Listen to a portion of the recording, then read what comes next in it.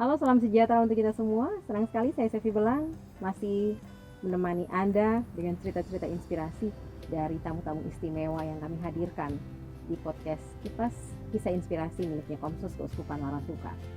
Tamu-tamu spesial yang kami hadirkan yang satu ini sudah 25 tahun menjalani hidup panggilan sebagai imam, dan ceritanya akan dibagikan, motivasinya menjadi imam, kemudian moto panggilannya, pengalaman selama menjalankan imamat 25 tahun. Saya pikir itu bukan waktu yang singkat. Ada hal-hal yang menyenangkan, tapi ada hal juga yang menyakitkan. Dan bagaimana perjalanan 25 tahun imamat itu akan dibagikan untuk Anda, saya, dan kita semua. Di Kisah Inspirasi bersama Romo Yakobus Adobala Dawan. Ini kisahnya untuk Anda. Romo, apa kabar Romo? Kabar baik. Sehat Romo ya? Sehat. Ya. 25 tahun Romo ya? Iya. Tahun ini di 2022 Romo. Iya. Motivasi awalnya panggilan menjadi imam ini bisa dibagikan kepada semua yang sedang menyaksikan podcast Kipas ini Romo. Oke, baik. Terima kasih. Semenjak saya masih usia SMP, itu saya lebih banyak itu membantu atau melayani pastor paroki sebagai putra putri altar lah. Juga seringkali diminta untuk membacakan atau membawakan kitab suci waktu misa anak sekolah khususnya.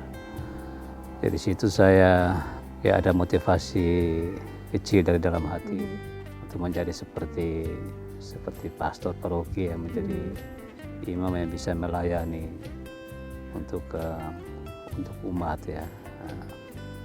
Itu motivasi sederhana. Juga seringkali juga saya pesiar di pastoran lalu memperhatikan itu gaya hidupnya pastor, bukan soal penampilannya saja tetapi pekerjaan hariannya, masuk juga urusan makan minum lah yang menunya itu agak beda atau lain dengan di rumah atau di keluarga pada umumnya.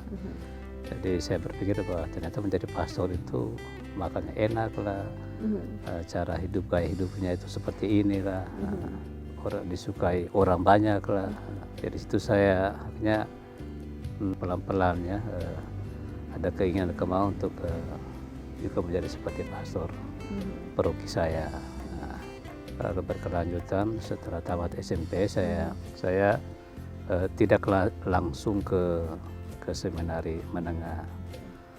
Saya menempuh pendidikan guru karena orang tua mengharapkan saya bisa membantu mereka ya.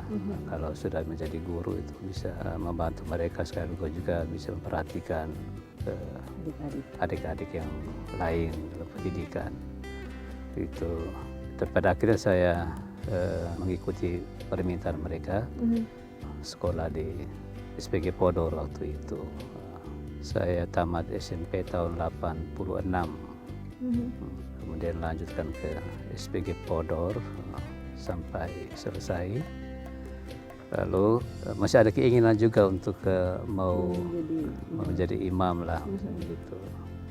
Lalu saya menyampaikan hal ini kepada orang tua saya, bahwa saya ini mau menjadi guru, agak berat juga, ada keinginan untuk mau menjadi imam. Jadi harap bapak dan mama, orang tua, adik-adik itu bisa menyetujui keinginan saya ini. Lalu mereka orang tua pikir-pikir, mereka bilang ya sudah, kalau aku memutuskan demikian, kami juga tidak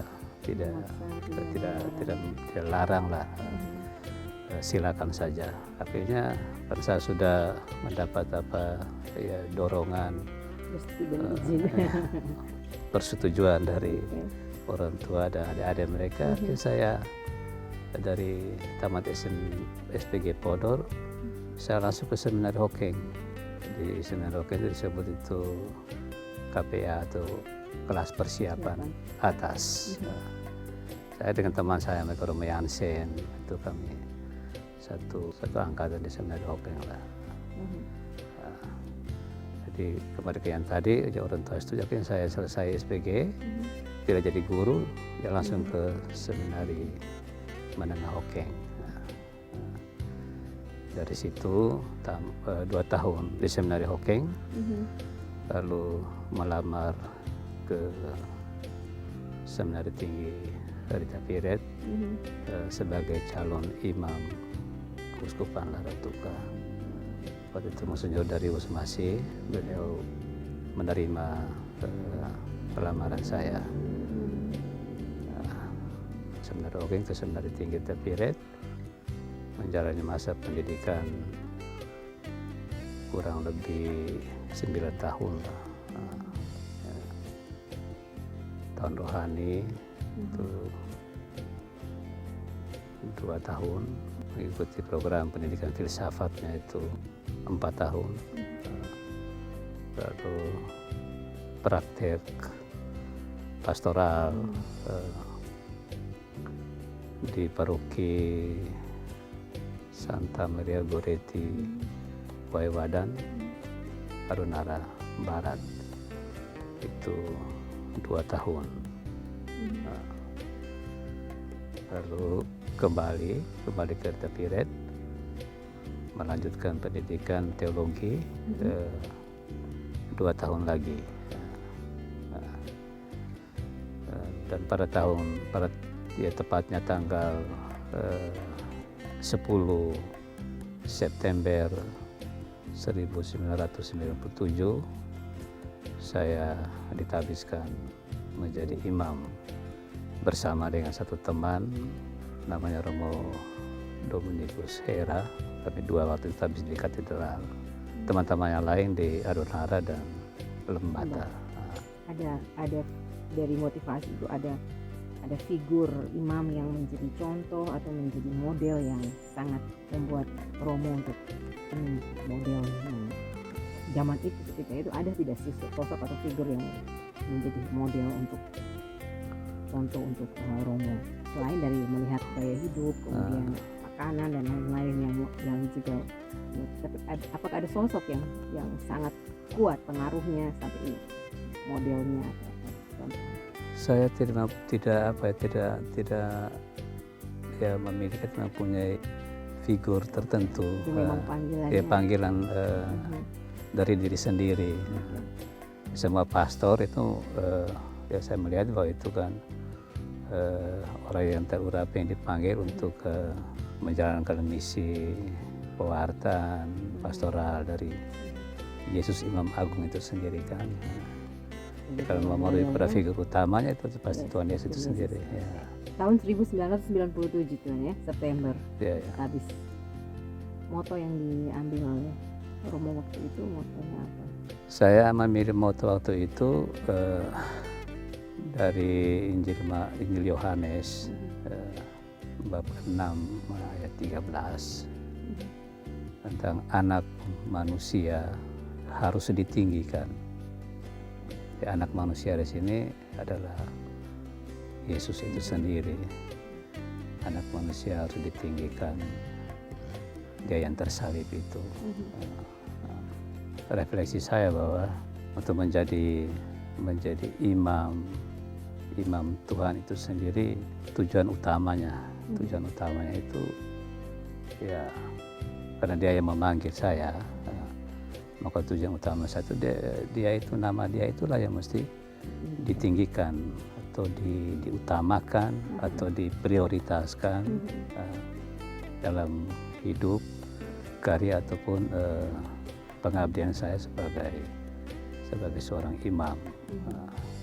Saya sebagai imam harus menghadapi tawaran-tawaran dunia ataukah tujuan-tujuan yang sifat duniawi yang kadang bisa mempengaruhi saya untuk mengutamakan hal sifat duniawi itu memang itu karena menjadi gangguan juga sebagai manusia ya, mempunyai kekurangan, keterbatasan sebagai seorang imam, tetapi tetap motivasi utama sebagai seorang imam yang bisa saya mesti saya hayati dalam panggilan itu adalah anak manusia atau Yesus yang tersalib, itulah yang mesti ditinggikan, diutamakan, prioritas sebagai seorang imam.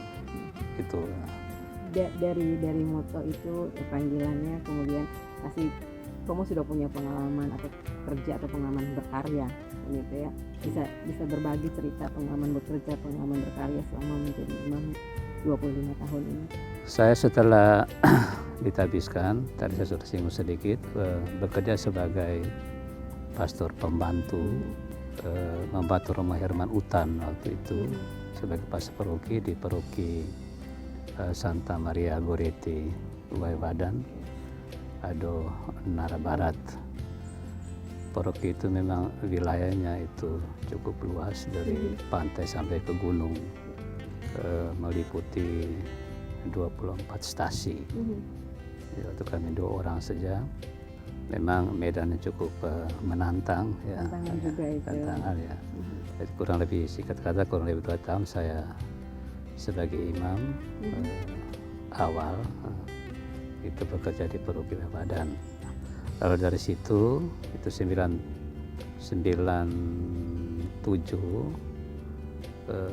sampai 2000 sampai 2002 saya di paroki Badan. Juga memang di paroki kota, tetapi medannya juga menantang juga, dari pantai ke gunung. Wilayah-wilayahnya atau stasiun-stasiun lain memang sedikit, tetapi medannya juga berat. Lalu dari situ saya pindah ke paroki Santo Petrus dan Paulus Lamalera, Lembata Selatan. Saya waktu masih sebagai pastor pembantu, saya membantu Pater Domi Subantukan waktu itu. Untuk ke Lembata Selatan, medannya juga lumayan menantang juga. Jalan waktu itu ya lebih banyak kita berjalan kaki saja. Memang ada kurang lebih 9 stasi di wilayah paroki waktu itu, dari membentang dari timur sampai ke barat, dan kita lebih banyak berkaki. Kendaraannya seputar situ saja dalam pusat paroki saja. Tapi sudah mulai ke timur, mulai ke barat itu kita lebih banyak mengandalkan jalan kaki. Dan kurang lebih 9,5 tahun ada di paroki Lamalera. Sudah selama 9 tahun itu status sebagai pastor pembantu itu 2 tahun. Lalu pas parokinya pindah, Pater Domi Suban pindah ke Balun, dan saya menggantikan beliau sebagai pastor paroki, dan juga dibantu dengan pastor pembantu rekan pastor yang lain. Waktu itu Romo Seba Sememean waktu itu. Jadi mulai 2004 itu saya sebagai pastor paroki Lamalera sampai 2011. Ini cukup lama berarti ya di paroki Lamalera. Iya. 2011 saya pindah.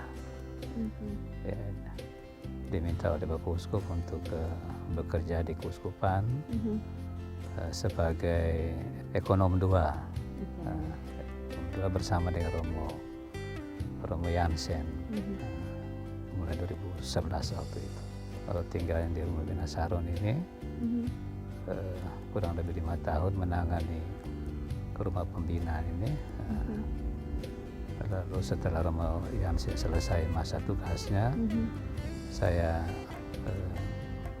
diangkat menjadi ekonom untuk Keuskupan Larantuka dan berdomisili tinggalnya di Keuskupan bersama dengan Bapak Uskup sampai dengan hari ini.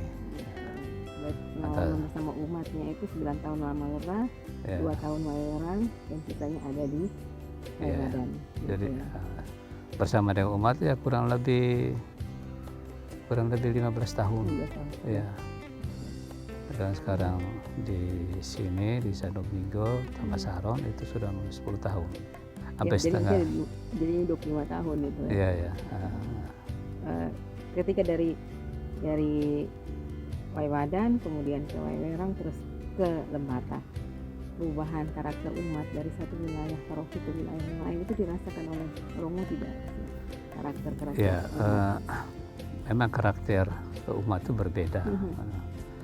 Kalau saya mau sedikit bandingkan itu, khusus untuk umat di wilayah Barat Adonara itu lebih halus, karena lebih halus, seluruh siap untuk menerima, bisa siap untuk membantu, apalagi untuk urusan pastoral. Memang ada kadang juga ada yang kritik, sebenarnya itu hal yang biasa, tapi pada umumnya itu sifat umat Adonara Barat itu lebih halus, lebih lembut lah macam gitu. Sementara di Waiwerang itu lebih punya prinsip itu, punya prinsip, karena mungkin faktor budayanya itu, juga mungkin pendidikannya yang lebih baik sedikit lah, lebih maju, sehingga berpengaruh juga pada sifat dan sikap mereka. Sementara di Adonara di Lamalera itu memang orang keras juga karakter umumnya, karena mereka wilayah selatan ya, jadi mayoritas mereka adalah nelayan, berjuang dengan laut dan sebagainya, orang-orangnya keras juga, tetapi tetap menerima kita sebagai pastor itu senang, baik ya. Mereka mendukung sekali untuk urusan pastoral, pelayanan pastor. Lalu kalau ada hal yang menurut mereka itu tidak berkenan, itu mereka langsung omong, koreksi lah macam gitu. Langsung disampaikan. Dari 25 tahun imamat yang dijalani oleh Romo, pasti ada pengalaman yang berkesan atau paling menarik yang mungkin sampai dengan saat ini sulit untuk dilupakan, entah itu berada di Saron atau di Keuskupan atau ada di 3 paroki tempat tugas, atau selama panggilan yang paling berkesan dan bahkan menyenangkan dan sulit dilupakan. Ya, pengalaman yang paling menyenangkan atau sulit dilupakan untuk saya itu, saya agak susah untuk ini menentukan lah macam gitu.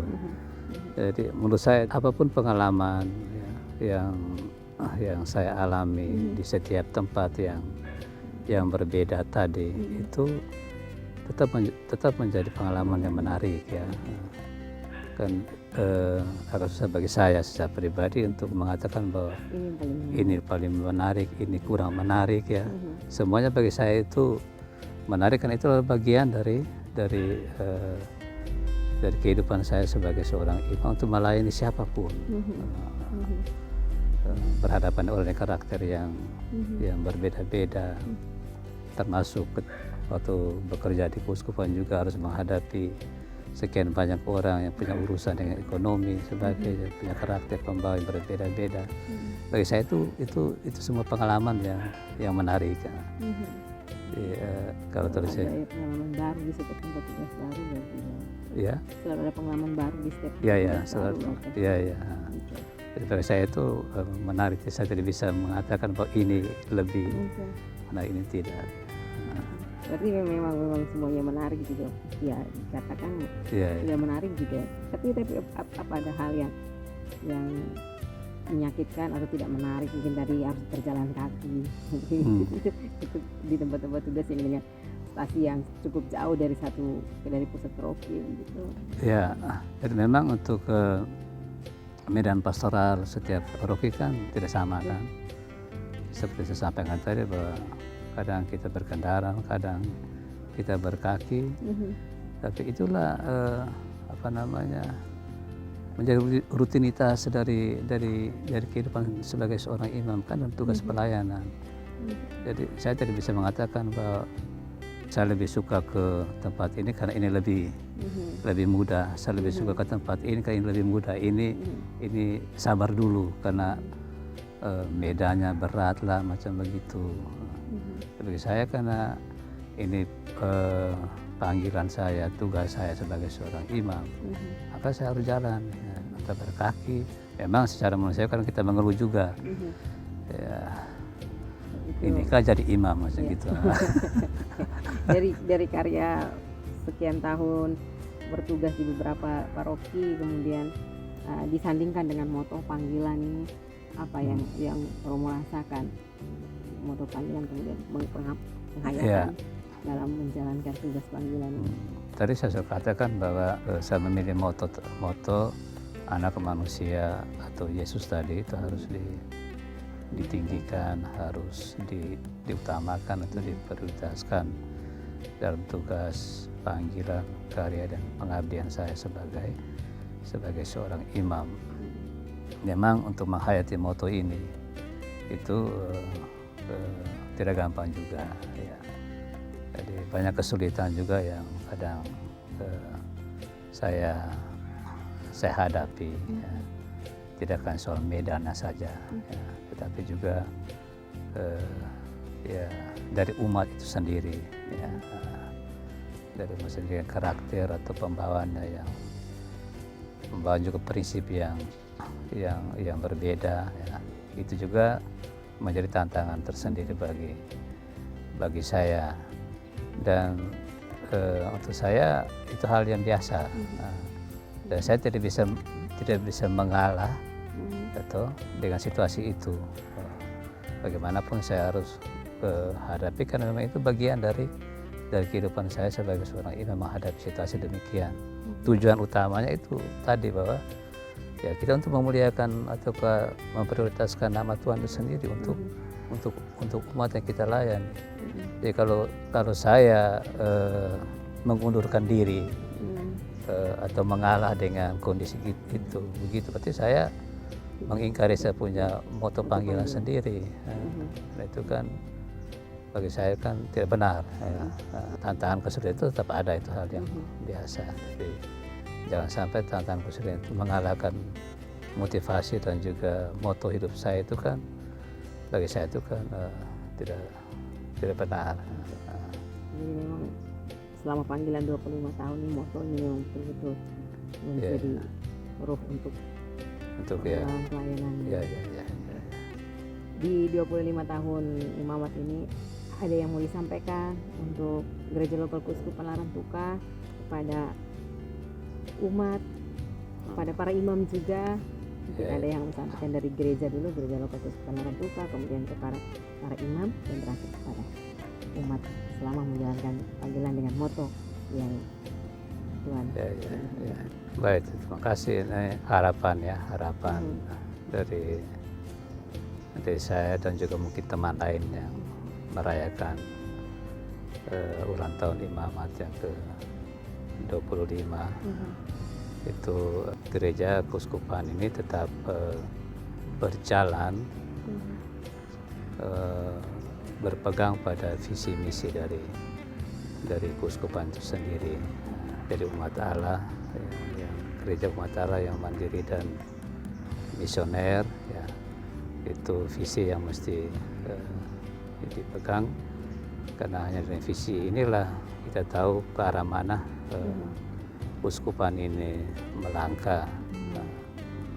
Didukung juga oleh misi perutusan, karya perutusan gereja demi kepentingan tidak hanya gereja lokal umat Allah di keuskupan, tetapi juga gereja universal pada umumnya, ya. Adalah imam, yang di dalam diri kita melekat itu imamat. Kalau imam itu saya sebut saja sebagai sebuah jabatan, tapi imamat adalah sebuah anugerah atau panggilan. Dan dua hal ini, imam dan imamat ini bukan bagian tapi inti dari perjalanan hidup seorang imam. Untuk apa? Untuk melayani, untuk mengabdi umat itu sendiri, sebagai imam yang menguduskan, sebagai nabi mewartakan, ya, dan juga sebagai raja pemimpin atau menggembalakan dalam kesatuan dengan pimpinan gereja lokal, uskup. Jadi aspek ketaatan juga penting. Memang tiga hal tadi itu perlu bagian dari kehidupan seorang imam, sebagai nabi, imam, dan raja. Itu mesti diembankan. Tapi aspek ketaatan pada pimpinan gereja itu perlu. Kalau umat itu sendiri memang sebagai seorang imam, saya melihat umat itu adalah domba ya, yang digembalakan sebagai seorang imam, dari seorang imam. Maka umat diharapkan bisa mendukung kami para imam dalam karya-karya pastoral pelayanan kami. Kami sebagai imam juga pasti mempunyai kekurangan, keterbatasan. Kalau umat itu sendiri memberikan dukungan yang baik dan positif, termasuk koreksi-koreksi yang baik, itu juga sangat membantu. Hingga antara gembala dan umat sebagai domba itu ya saling mengenal, ya saling menggembalakan, memimpin, atau saling mendukung satu terhadap yang lain. Umat sebagai domba tidak bisa terlepas dari atau melepaskan diri dari imam sebagai gembala, dan kami sebagai gembala juga tidak mungkin melepaskan umat sebagai domba yang harus dilayani. Terima kasih Romo sudah berbagi ceritanya hidup 5 tahun menjalani imamatnya, semoga ceritanya menginspirasi, terus menjadi imam yang menjunjung tinggi panggilan moto hidupnya. Terima kasih Romo sudah hadir. Oke, sama-sama. Terima kasih. Jadi tadi cerita yang kami bagikan dari Romo Yakobus Ado Balagawan, 25 tahun imamatnya, tidak gampang dan tidak mudah menjawab sebuah panggilan. Ada proses di mana sempat menjalani pendidikan guru, kemudian panggilan itu terus ada, dan saya pikir itu adalah rancangan Tuhan. Cari dan temukan apa yang Tuhan inginkan dalam diri Anda dan berkaryalah demi kemuliaan Tuhan. Saya Sevi Belang, semoga cerita tadi menginspirasi Anda. Sampai jumpa lagi. Salam sejahtera.